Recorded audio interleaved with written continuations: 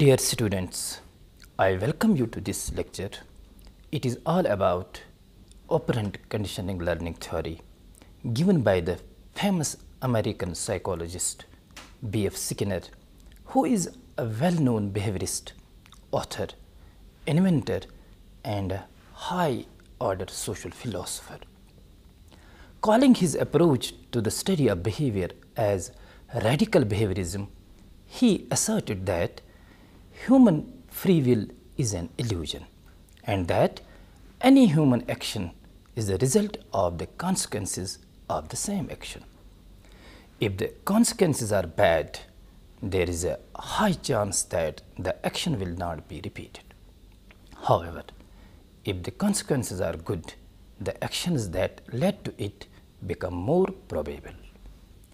Unlike cognitive scientists and less rigid behaviorists, B.F. Skinner, as a radical behaviorist, does not accept private events such as thinking, perception, and unobservable emotions as causes of an organism's behavior. For Skinner, the terms referring to mental states, for example, drive, belief, intent, these are the vague terms, ambiguous and unnecessary to the understanding of behavior.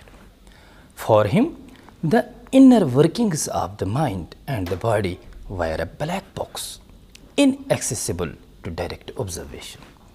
This point of view was shared by all behaviorists, but Skinner went further, arguing that even if thoughts and even other mental states could be studied, they would have no real value in explaining behavior. Instead, the environment in which a response occurs, the response itself and the response consequences are all that are necessary to understand behavior. By insisting that mental states are both inaccessible to study and irrelevant to understanding behavior, Skinner was advocating a point of view which has come to be called radical behaviorism. Skinner coined the term operant conditioning, replacing Thorndike's instrumental conditioning and renaming classical conditioning as respondent conditioning. Skinner used the term operant to refer to any active behavior that operates upon the environment to generate consequences.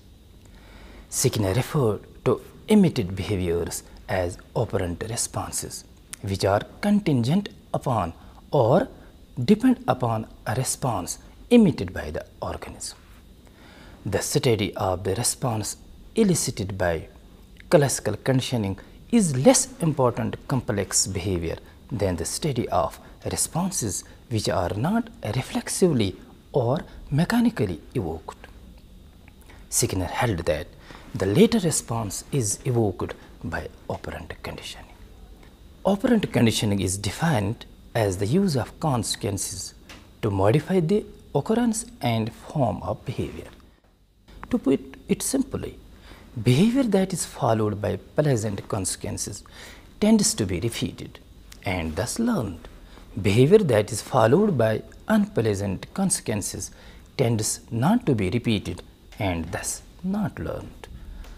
Operant conditioning by B.F. Skinner was developed by him at Harvard University in 1938 and has been considered to be a popular approach for influencing behavior. Although the model was originally applied to animal learning, like rats and pigeons, it was later commonly applied in educational settings. The model involves the operations of positive reinforcement, negative reinforcement, shaping, generalization, extinction, etc. It was at Harvard that Skinner became interested in studying human behavior in an objective and scientific way. He developed what he referred to as an operant conditioning apparatus, which later became known as Skinner box or Skinner chamber. The device was a chamber that contained a bar or key that an animal could press in order to receive food, water, or some other forms of reinforcement. He also invented the cumulative recorder, a device that recorded responses as a sloped line. The device also allowed Skinner to see that the schedule of reinforcement that was used also influenced the rate of response. Using the device, he found that behavior did not depend on the preceding stimulus as Watson and Pavlov maintained. Instead of this, Skinner found that behaviors were dependent upon what happened after the response. As he maintained, the consequences of behavior determine the probability that the behavior will occur again. The most essential feature of operant conditioning is that it can be made more likely or more appropriate by the use of reinforcement. The response is therefore changed according to need and demand of the individual. The response is made and determined by the organism itself. This is the most distinguished feature of operant conditioning. Operant conditioning is not as simple as classical conditioning. Here, not only simple new connections are learned, but variability in behavior emerges, which is different from the original response. For instance, using the instrumental conditioning technique, Lashley has indicated that a monkey who has been conditioned to open the puzzle box with one of its paws on another occasion uses the other paw if it is prevented to use the first paw. This indicates that the animal is capable of making varied types of responses according to the demand of the environment. Now, dear students, let us go through the mechanism of operant conditioning. First of all, we would like to see what reinforcement in learning means.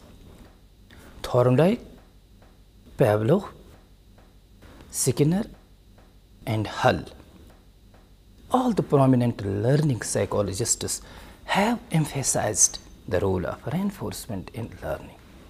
It is a basic requirement, a necessary condition in learning. Reinforcement is used to strengthen the SR connection, that is the stimulus response connection, and increase the probability of learning a task. Skinner views that reinforcement can be manipulated to control the speed and strength of a response, including its occurrence and non-occurrence. Reinforcement refers to the process whereby the delivery of a stimulus increases the probability of behavior. Reinforcement can be done by giving an appetitive stimulus, or we may call it positive reinforcement, or by the removal of an aversive stimulus, or negative reinforcement as it is often called. In other words, there may be either a positive or a negative contingency between the behavior and reinforcement. A positive contingency means that something is given. For example, bar pressing is followed by food. A negative contingency means that something is taken away. For example, bar pressing terminates or prevents shock. The presentation of a positive reinforcement increases the frequency of the behavioral response. For example, if studying is followed by a high grade on an exam, then the incidence of studying before exams will increase. On the other hand, negative reinforcement is the removal of an unpleasant or aversive stimulus following a behavioral response. Presentation of this negative reinforcement also increases the frequency of the behavioral response. For example, if leaving a study area removes you from a noisy classmate, then the time you spend away from the study area will automatically increase. Punishment is the converse of reinforcement. It decreases the probability of a behavior and consists of the delivery of an aversive stimulus, or you may call it positive punishment, or simply punishment, or in another case it is the removal of an appetitive stimulus, and you may call it negative punishment or omission training. There may be either a positive contingency between the behavior and punishment. For example, bar pressing is followed by shock, or negative contingency. For example, bar pressing terminates or prevents food delivery. Presentation of positive punishment decreases the frequency of the behavioral response. If your professor embraces you asking a question in class, then the likelihood you will ask questions in class will decrease. The presentation of the negative punishment too decreases the frequency of the behavioral response. For example, if your friend withholds affection whenever you watch TV, the time you spend in front of the TV will decrease. Now, schedules of reinforcement. In real life, not every instance of behavior is reinforced. In most of life's experiences, what we see, we are not reinforced every time we make the response. For example, a smile may not evoke a smile in the others always. A footballer does not win every tournament he enters into.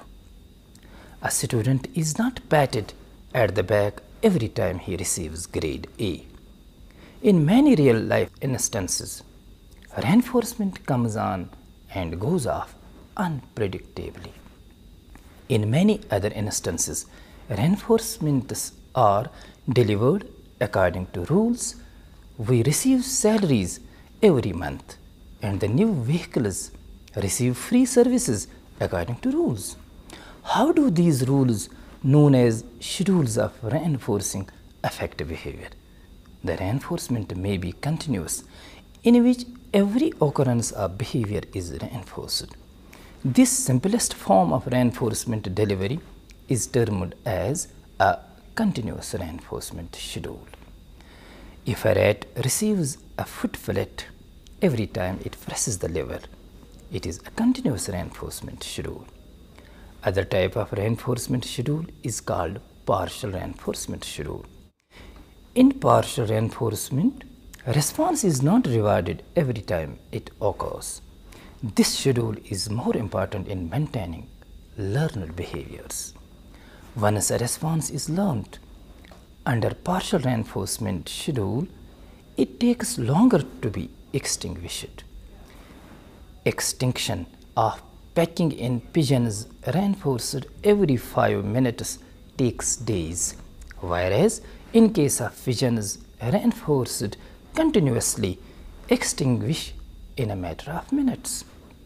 Now, let us take another type of reinforcement schedule known as intermittent schedule.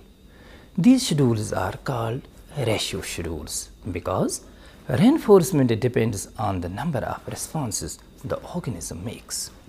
The ratio can be either fixed or variable. In fixed ratio reinforcement schedule, the reinforcement is given after a fixed number of responses. A rat, for example, may be given a pellet of food after a certain number of lever presses. A student may be properly rewarded after he answers a fixed number of questions, for example, say 3 or 5. The fixed ratio schedule is used in some factories or by employees of casual workers or laborers where wages are paid on a piecework basis, that is, the number of garments sewn or the number of baskets packed. On a variable ratio schedule, reinforcement is provided after a certain number of responses, with the number varying unpredictably. Here, reinforcement is intermittent or irregular. Other schedules of reinforcement are called interval schedules because in the plan of scheduling, temporal intervals in place of number of trials is planned for the delivery of reinforcement. In a fixed interval reinforcement schedule, the organism is rewarded for a response is made only after a set interval of time, for example, every 3 or 5 minutes. How many times he has given correct responses during the fixed interval of time does not matter. On a variable interval schedule, reinforcement still depends on a certain interval having elapsed, but the interval's duration varies unpredictably. For an example of a variable interval schedule in everyday life, just consider redialing a phone number after hearing a busy signal. To receive reinforcement means getting your call through. You have to wait some time interval after your last response, that is dialing. But the length of that interval is unpredictable. Now take another process, shaping. Shaping is the most important mechanism used in operant conditioning. It refers to the judicious use of selective reinforcement to bring desirable changes in the behavior of the organism. It is a technique to shape the complex behavior by systematically reinforcing closer approximation to the desired behavior. Shaping is based on the principle that a little learning can lead to final mastery. In shaping each small step the organism makes to reach the goal is reinforced, rather than only the final response. This is done by the method of successive approximations. At first, actions that are faintly similar to the target behavior are reinforced. The organism learns to show the responses that closely approximate the target behavior. In this way, shaping involves constructing a complex behavior by the method of successive approximation. Shaping is a classic concept in instrumental and operant conditioning. Reinforce the steps leading to the desired response, and that response will eventually occur. This is what Brown and Jenkins said. The principle of shaping is general one which applies to the instrumental learning of humans as well as lower animals. Our many attitudes, beliefs, customs, learned goals and certain aspects of language use, etc. are the results of shaping by means of reinforcement. Just take an example from the human behavior. Suppose we want to train a child for toilet training. Simply putting a child on the toilet is not successful because as soon as the child is placed on the stool, what happens? He begins to cry. It has been reported by psychologists that toilet training behavior may be shaped within a fortnight. What mothers do? Mothers use the shaping technique like entertaining the child and giving chocolates, which follows by successful elimination. To reach a complex sequence of behaviors, shaping is combined with chaining. Chaining refers to the process in the shaping of behavior and the learning of a task, where the required behavior or a task is broken down into small steps for its effective learning and subsequent reinforcement. Each small step, or we may call it a segment, each segment in the chain must be linked with the succeeding segment. Here, cues produced by one response are linked with the next response. It is a sort of chain reaction where one object sparks the other object in its proximity, and that in turn causes sparking in the next object in the chain, and so on. In behavioral terms, chaining starts when one response brings the organism into contact with stimulus that both reward the last response and cause the next response. That response in turn causes the organism to experience stimulus that both reward the response and cause the next response.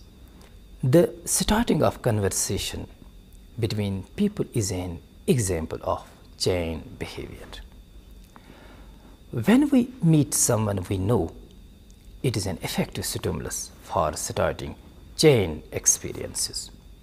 We greet him and he greets in response. For example, shaking hands or receiving with outstretched arms. And in the way, one generated response gives birth to another response, and so on. That is behavior which consists of chain response. Here, shaping and chaining have important implications for human behavior. Animal trainers use both shaping and chaining to teach complex chain of behavior to animals. Dear students, now let us go through other processes like extinction, generalization, and discrimination. As with classical conditioning, the operant response also undergoes extinction when reinforcement no longer follows the response. If reinforcement is no longer given after the rat has learned the lever pressing response, the tendency to press the lever gradually weakens. Over a period of time, the response extinguishes and is not shown. Following a rest period after extinction, spontaneous recovery takes place. Generalization. Generalization refers to the ability of an organism dealing with the perception of and response to similar stimulus. Once the response is acquired to a particular stimulus, the organism shows a similar response to a similar stimulus. Pigeons were reinforced for pecking at a disc of a particular color. These pigeons also pecked at the discs close in color to the original disc. This phenomena is known as generalization. A child demonstrates the ability when he successfully subtracts 4 apples from 9 apples after learning to subtract 4 oranges from 9 oranges. In this way, generalization may be understood in terms of learning process where the organism learns to provide similar operant responses to stimulus similar to but not the same as the training stimulus. In helping the children to learn appropriate generalization, due care should be taken by the parents and teachers to reinforce the behavior of the children only after they demonstrate the ability to generalize correctly.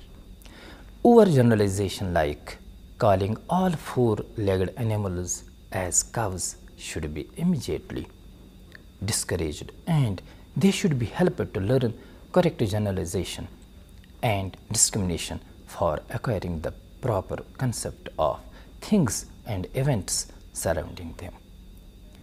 Discrimination. Discrimination is the process of learning to make one response to one stimulus and another response, or no response to another stimulus. Discrimination is achieved simply by reinforcing a particular response to one stimulus and not reinforcing to another, which amounts to extinguishing the same response to another stimulus. In Skinner's box, the animal learns to press the lever when the light is on and not when the light is off. Thus, light becomes the cue or signal for the operant behavior, that is, the lever press response. Equipped with this learned signal, the animal picks up the ability to discriminate between stimuli for emitting the learned response. In other words, the animal develops a discriminative operant, which is an operant response extended to one set of circumstances but not to another. People and other animals readily learn to pay attention to cues in the environment that reliably signal certain consequences for their actions. Dear students, let us conclude here by emphasizing on the fact that B.F. Sickner, as one of the leading exponents of behaviorism, maintained that learning is a result of any change in overt and observable behavior. Sickner believed that the only scientific approach to psychology was one that studied behaviors, not internal, subjective mental processes. When a desired stimulus response pattern is reinforced, the individual is conditioned to respond in a certain way and learning takes place. Reinforcement, as a vital element in Sickner's stimulus response theory, is anything that strengthens a desired response, such as verbal praise or a good grade. Schedules of reinforcement are used to establish and maintain behavior. Different types of reinforcement, like positive and negative, and schedules of reinforcement do have an effect on behavior regarding acquisition, rate of responding, and extinction rates. Thank you, my dear students.